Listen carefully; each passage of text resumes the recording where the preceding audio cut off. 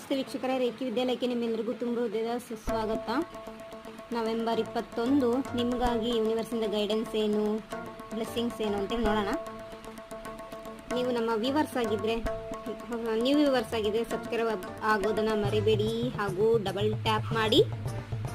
Okay, ಈ ದಿನದ guidance ನಿಮಗಾಗಿ ಏನಪ್ಪ ಅಂದರೆ, ನಿಮಗೆ 11 ನಂಬರ್ ಕಾಣಿಸ್ತಾ ಇರ್ಬೋದು.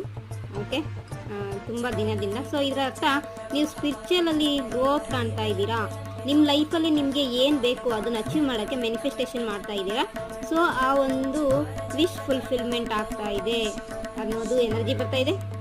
ಈ ದಿನ ನೀವು ಒಂದು ಕೊಲಾಬರೇಷನಲ್ಲಿ ಪಾಲ್ಗೊಳ್ಳುವಂಥದ್ದು, ಪಾರ್ಟಿಯಲ್ಲಿ ಪಾಲ್ಗೊಳ್ಳುವಂಥದ್ದು ಅಥವಾ ಯಾವುದೇ ಒಂದು ಈವೆಂಟಲ್ಲಿ ಪಾಲ್ಗೊಳ್ಳುವಂತಹ ಎನರ್ಜಿ ಕಾಣಿಸ್ತಾ ಇದೆ.